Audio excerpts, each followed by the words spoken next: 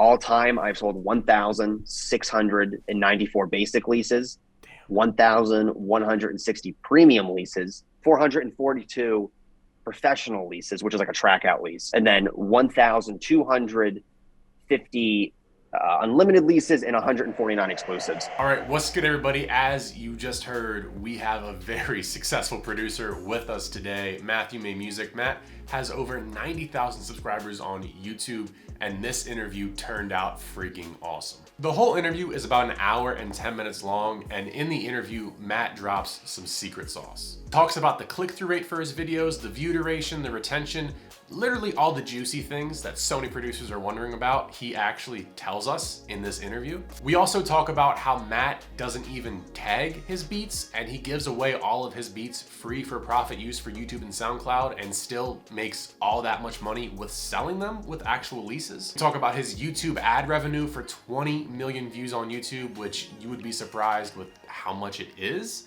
And we even talk about things like buying views and what he thinks about it. Now, like I said before, this interview is just jam-packed with everything to do about YouTube and type beats, and Matt actually telling us his analytics and his statistics for his YouTube channel. So if you want to get access to the whole interview, it is only available for our CCS course students. And if you want to join the course and learn about selling your beats online, all you have to do is watch the free masterclass below, and then you'll get the option to join the course. So without any further ado, let's roll the clip. Okay, let's run it back here a little bit, man, because you mentioned you don't tag any of your beats nowadays.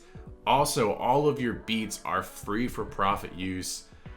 I mean, let's start there. Why free for profit use? So, I started my beats free for profit. So it was the beginning of the pandemic. I had like 1,000 subs. I was not making any money. Mm-hmm. And I saw this one guy who was doing free for profit beats, but they were, completely free. You could streaming platforms, no pay, whatever. Okay. And at first I was like, well, you can't really do that because then anybody can just say, okay, this one's mine. I'm going to claim everybody. Mm-hmm. It's the Wild West, and everyone gets screwed. So I said, well, how can I offer some sort of free aspect to it, more than just your typical free beat, and still somehow make money? Mm-hmm. So after some analytical thinking, I came up with this. Well, you can use it for free on YouTube and monetize it. You can use it for free on SoundCloud and social media and monetize it. Mm-hmm. Don't owe me any money. You only need a lease if you want to put it on streaming platforms. And my channel pretty much instantly took off. And what I realized was, free for profit technically doesn't make you more money, right? Mm-hmm. If you look up free for profit type beat, you're probably not looking to spend money. No. But what I realized was, if I look at my sales, pretty much 99% of my sales are from the United States. Mm-hmm. Yet if I go to my free downloads, they're almost in every country in the entire world. And that's because, the exchange rates, we talked about this, like a lot of people in India and Thailand use my beats. And recently, I think it was December, I changed my channel just to free beats as an experiment. And a lot of people were upset because there is a legitimate audience of people who want to use beats on their monetized YouTube channels, mm-hmm. and they're looking for them. And so there's a big audience for that. Vloggers, yeah. I've seen my beats used in like news channels, like people on YouTube. Crazy. There's a huge audience for free music. So it kind of gives you the recognition, while the people who actually want to put it on streaming platforms can buy a lease, because you have to have some sort of lease thing, because then everyone's going to get copyrighted. It's just going to be hell. So I kind of put that together, and yeah, it worked pretty well, because there's three kinds of free for profit. There's just use it, whatever, no money. You have to buy a lease once you hit 10,000 streams. Yeah, and there's what I do. No, that doesn't work. And there's no doubt that what I've done, I think, is the optimal combination of, you want to offer people, before they ever click on your video or watch your videos, the most amount of value, mm-hmm. right? And that's what you're doing. Then you're enticing them with some amount of value, and then maybe they'll buy it. They can test the waters with their beat more, and people like that. And I think what we can talk about now is people stealing beats, because of course that's very prevalent. I don't tag my beats, right? There is no producer tag. I'm not going to make... Can you say that one more time, loud and clear? There is no producer tag. That's crazy. No producer tag. Why? Producer tags are undoubtedly a rap thing, right? I mean, they're synonymous with rap.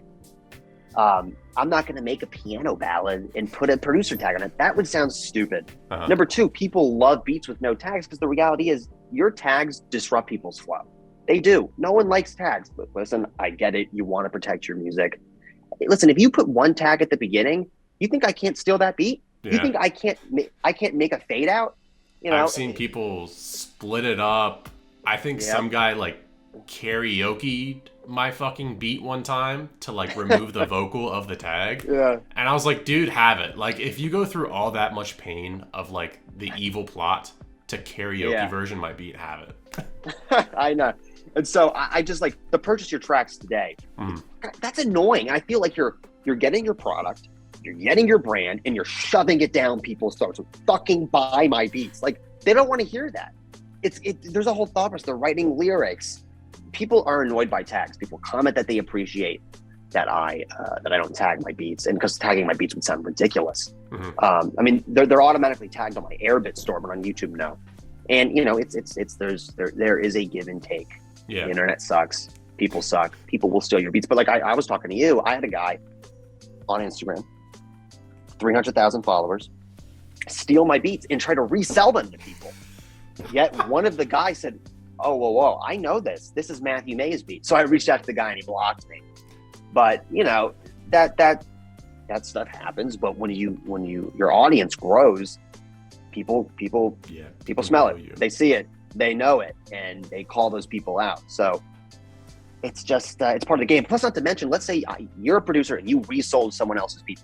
If that song blows up, you're fucked, because there's some serious legal action that could be taken against you. Sorry, my phone keeps falling. Fucking vibrations.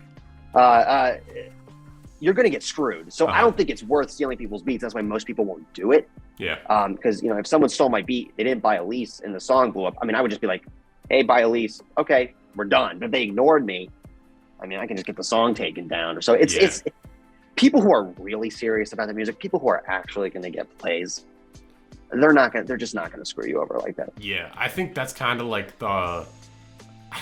it's so weird. Like, I think the way that you talk about it is like been there, done that sort of deal, and you understand that, like, the people who are serious and like actually the people who are going to pay for marketing and playlist promotion and music videos, they don't have a problem spending 25, 50, 100, a few grand to buy the exclusive beat, because they're making money from their music. They're actively promoting their music, doing tours, shows, and whatnot. Like, it makes sense for them. Also, it gets to a point where that's a fucking write-off as well for business. And I was talking to you about the other day about, like, with plugins, I think I don't know if I talked about you or another guy with it, but I was talking about, like, that's when I realized, like, oh, you see this from a different lens.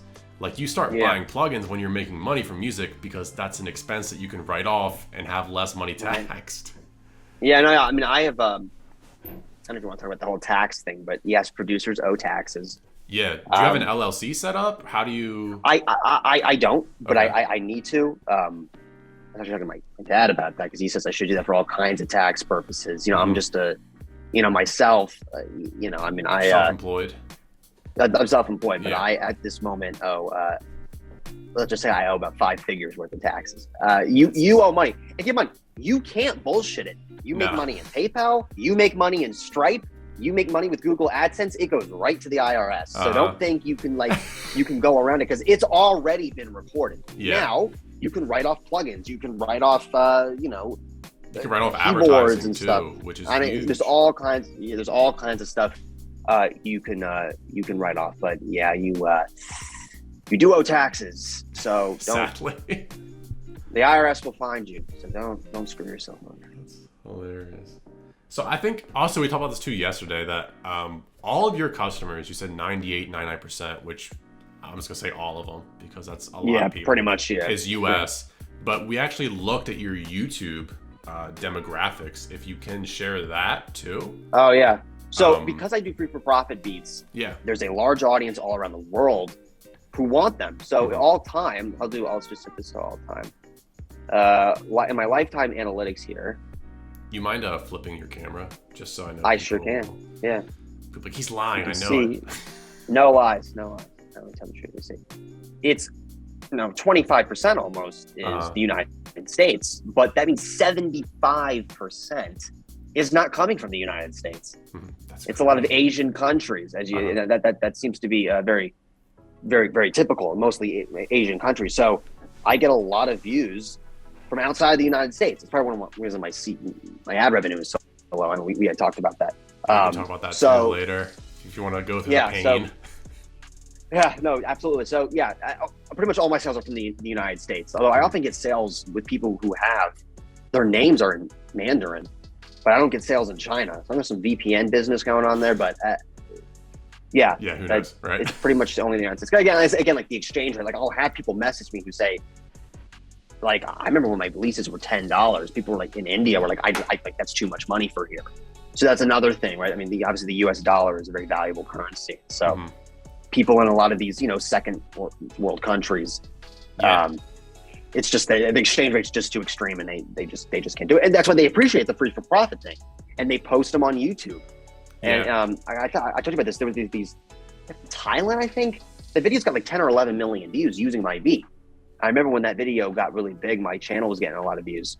So you got paid exposure finally. Yeah, paid exposure. So about 1 in 4 people are from the US.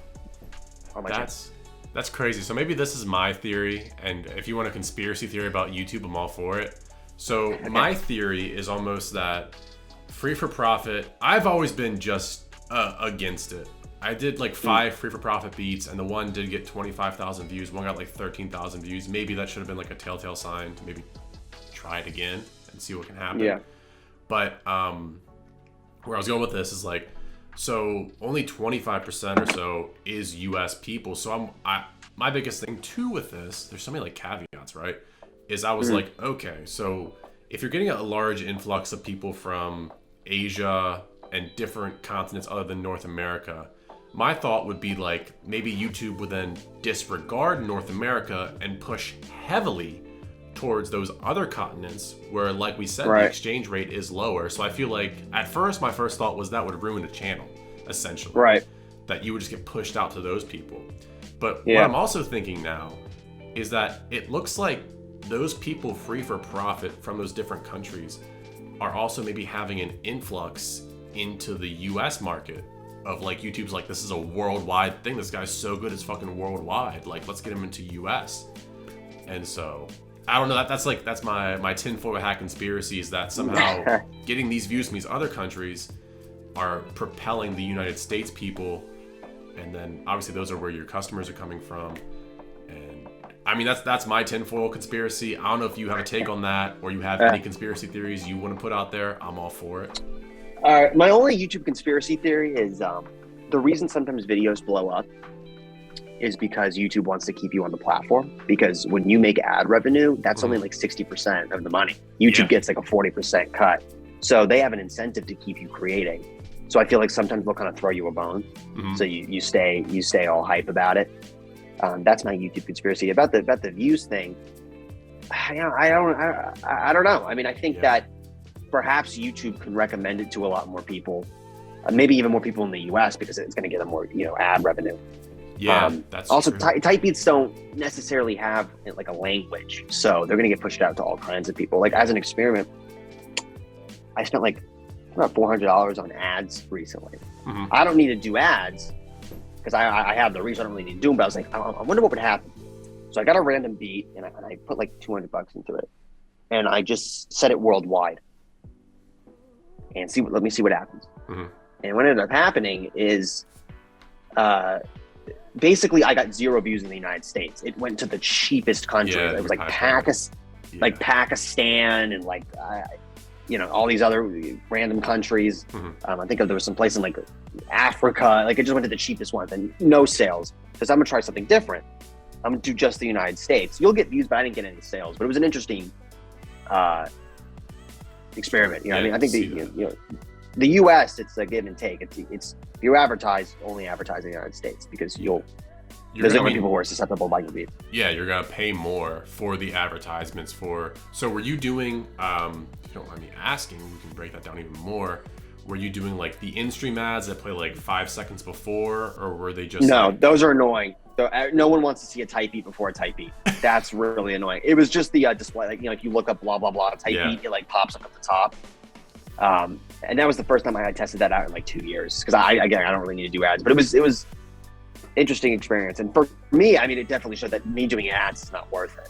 Yeah, I don't gain such organic reach. Yeah, I don't gain anything from it, because it's not really organic reach. It's just pushing it in front of people. So yeah, like if you look up pop type beat, you're gonna find me anyway. So yeah, it's like I'm there. Yeah, in the top results, so why pay for it?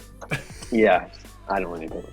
Interesting, man. So with somebody who isn't at your size, which is most producers out there, do you think that running those ads would be a good investment to kind of build up their channel and kind of start funneling people in? Or do you think they should really just focus on organic? You can definitely pay for ads, but understand that you're probably going to be completely negative on it. Mm-hmm. You spend $100 on ads, you just lost $100. Like I'll be honest with you, in the very beginning of my channel, I ran an ad maybe once or twice. Mm-hmm. That's it. And I had no money then. So it was like $20. Yeah. Basically, in the grand scheme of things, I haven't done any ads. That's crazy. I would just focus on organic reach. Now, keep in mind, I think a point here. I do pop beats. There's just less of them. It's easier to stick through. Yeah. Now, as the weeks, months, years go by, it's going to get harder as more people catch on. Mm-hmm. But trap beats is a whole other thing. Although I think a lot of the tips that I've given, a lot of tips I will continue to give, do apply to trap beats, like trying to do adjectives and stuff like that. So, yeah, I mean, I don't know if it makes a difference.